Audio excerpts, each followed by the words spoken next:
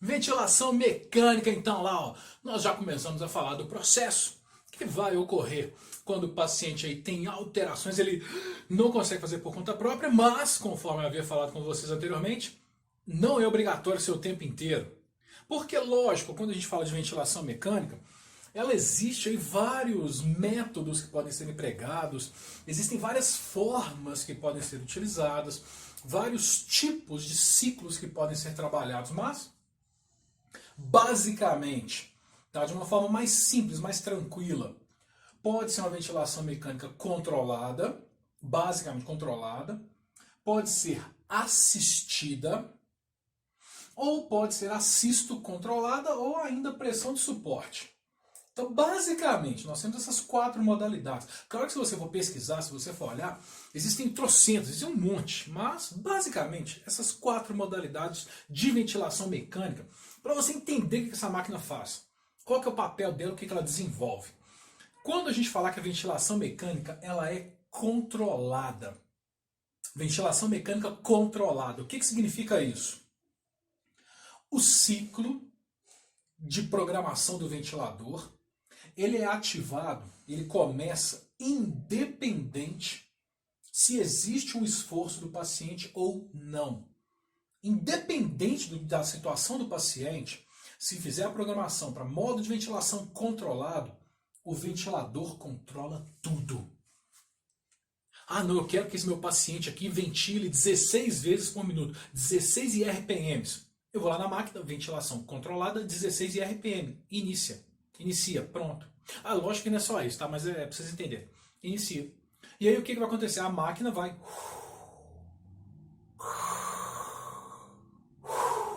Ela vai empurrar esse oxigênio, vai deixar sair o gás carbônico. Ela empurra de novo, permite a saída. Ela não puxa. O ventilador mecânico não suga. Então ela empurra o ar.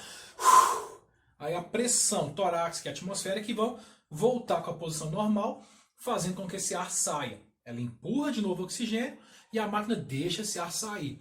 Então sempre vai ser trabalhado de forma controlada, a máquina fazendo tudo. É a máquina que vai empurrar em 16 vezes por minuto. 16 ciclos a cada minuto na forma controlada. A vantagem é que há um repouso da musculatura respiratória. A pessoa não vai ter esforço nenhum respirando. A máquina faz tudo, a musculatura fica de boaça, fica tranquila. Permite até uma hiperventilação em situações de instabilidade hemodinâmica. Ah, o paciente está com instabilidade. Nossa, eu posso jogar lá na máquina, eu quero que ele ventile 22 por minuto. Quero que ele ventile 24, 25, 30 vezes por minuto, aumentando essa frequência de inspiração e expiração do meu paciente. Então é uma possibilidade. Agora, o problema, as desvantagens dessa ventilação é que o paciente ele é incapaz de respirar entre ciclos, o paciente não faz nada, ele é um fantoche da máquina, ele é um bonequinho da máquina, a máquina que faz tudo. Pode ter um nível elevado de pressão, pode entrar um excesso de oxigênio, um excesso de gás no paciente, provocando até um barotrauma, hiperinflando o tórax do paciente. Pode gerar uma hipotrofia da musculatura respiratória, porque já que ela não é necessária, já que ela não está funcionando, quem faz isso é a máquina, ela pode ficar hipotrofiada, desculpa.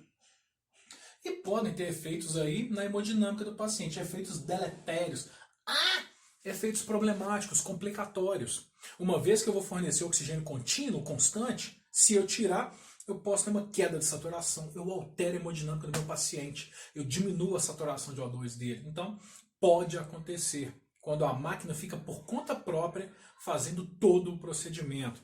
É uma condição da ventilação controlada. Agora, pode ter a ventilação assistida. Existe a necessidade de um esforço inicial do paciente para que seja aí desencadeado o ciclo. O equipamento ele ajuda o paciente no processo. Como assim? Quando é assistido, vai estar assistindo. A ventilação assistida seria a mesma coisa do... Quer ver? Uma analogia bem tosca. Seria a mesma coisa do pai na piscina. Ou ensinando a criança a nadar. Ou o pai num campo ensinando a criança a andar de bicicleta. A criança, ele começa sozinha, mas ele está ali, ó, dando aquele apoiozinho, está assistindo, está ajudando. A máquina faz o mesmo processo. Então o paciente vai daquela, aquele fôlego, aquela inspirada, aí a máquina, o que ela faz? Ela completa. O paciente, aí a máquina, para dar o suportezinho, para dar aquele apoio do oxigênio, ela assiste o paciente e auxilia no processo. A vantagem é que existe um trabalho respiratório do paciente e que evita uma atrofia. Então o paciente consegue ventilar e evitar que haja atrofia da musculatura respiratória. Existe um menor nível de pressão dentro da traqueia e, claro, efeito deletério cardiovascular na hemodinâmica, uma vez que o sistema é o próprio paciente que está ventilando, então evita que haja qualquer complicação circulatória depois, evita que haja problemas de pressão excessiva na traqueia e evita um dessincronismo.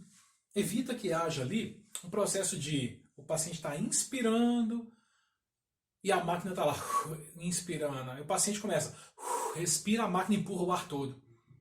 Evita que aconteça esse processo. Tá? Ele não vai se desenvolver graças ao funcionamento dessa máquina. Agora, pode ser um processo assistocontrolado, em que faz a mistura das duas formas, da forma assistida e da forma controlada. Logicamente que esse processo vai ser da seguinte forma, o paciente vai estar lá bonitinho, começa a inspirar, aí a máquina continua, a máquina dá um suportezinho, aí o paciente, a máquina sopra e o paciente fica parado. Quando a máquina detectar que não tenha pressão negativa, quando a máquina detecta que o paciente parou, aí ela empurra o ar. É a parte controlada dela. Tem a parte assistida, que ela só vai dando apoio. Mas se o leitor não tem essa pressão de apoio, ela não tem essa pressão negativa, aí a máquina, o que ela faz? Aí ela empurra. Ela ajuda o sistema, ela manda esse oxigênio lá para dentro. Então é a forma assisto-controlada. Ajuda quando ele faz por conta própria, mas se ele não faz, ela faz. Mas se ele não inspira, ela manda o ar lá para dentro. A vantagem é que não vai ter apneia, porque quando ele começa a parar, a máquina manda o ar lá para dentro. A desvantagem é que pode ter uma pressão muito grande, um pico muito grande em barotrauma, uma vez que vai ter aí a função controlada presente. E uma pressão de suporte vai fornecer aí uma pressão positiva, pré-determinada e constante no ventilador. Vai manter uma pressão mínima no ventilador, ele vai estar ali funcionando com a pressão contínua. Mesmo que o paciente ventile sozinho, ele vai manter uma pressão adequada, da mesma forma que acontece com o CPAP. Continuous Positive Airway Pressure, ou pressão positiva contínua na via respiratória. Fornece um fluxo adicional na inspiração até o nível de pressão ajustado. Então, mesmo que o paciente... Na hora que o paciente vai inspirar, é como se a máquina soprasse lá, ajudasse ele, mesmo que se ele precise ou não. O volume corrente espontâneo ele é otimizado e, claro, diminui o esforço, diminui esse trabalho ventilatório, esse esforço ventilatório que pode surgir. Alguns parâmetros que vão estar presentes no equipamento de ventilação mecânica. FiO2 é a fração inspirada de oxigênio, ou seja, é a quantidade de O2 que é ofertada ao paciente. Então, quando vou falar de FiO2 no equipamento, está falando da quantidade de O2 que está sendo administrado ali no paciente. A PIP é a pressão expiratória final positiva, que é responsável, essa pressão expiratória final positiva, para manter os alvéolos abertos. Essa pressão final na expiração, ou seja, quando ele estiver no finalzinho no final da expiração, essa pressão mantém o alvéolo sempre aberto para evitar que haja o seu colabamento, para evitar que haja o seu fechamento, ou até a telectasia, seu fechamento total. A PIP ideal é de 5 a 8 centímetros de água, que é a medida que é trabalhada para ela, tá? Que é a grandeza de medida. FR é frequência respiratória, que pode ser parametrizada no equipamento, podendo ser controlada de acordo com o modo, se ela vai ser assistida, controlada ou assisto-controlada. PaO2, que é a pressão de oxigênio, que vai estar avaliando aí a capacidade de oxigenação do paciente, a condição de absorção de oxigênio pelos alvéolos, a quantidade de O2 que ele está realmente absorvendo e a saturação de O2. A saturação de oxigênio é que mede o nível de oxigênio no sangue adequado para a condição dos tecidos. E qual que é o valor de saturação ideal? É lógico que eu vou falar ideal, não vou falar normal. Ideal é... Saturação de O2 ideal é... Isso! Ah, vocês lembram, claro! Nós falamos disso tem pouco tempo. Vocês sabem que ideal é de 95% a 100%. Ideal. Mas pode ser considerada como satisfatória uma saturação acima de 90, 91, se o paciente estiver em ar ambiente e em condições estáveis. Tá? O paciente está estrupiado, todo vacaiado, mas em ar ambiente está saturando ali 91, 92, está bom demais, está legal.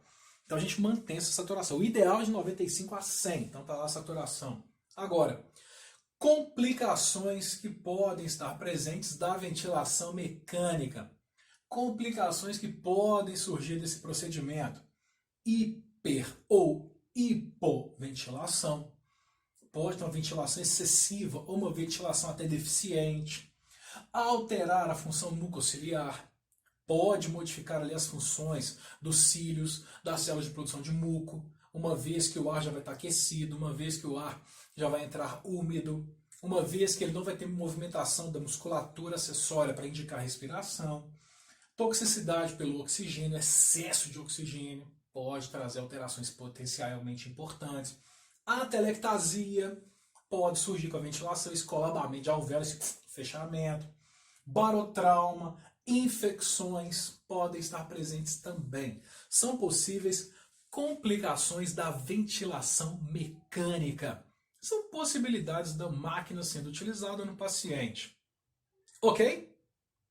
Ventilação mecânica, então, pode ser controlada, assistida, assisto-controlada ou ainda para manter uma pressão expiratória final do paciente positiva. Turma, daqui a pouco a gente volta. Não sai daí.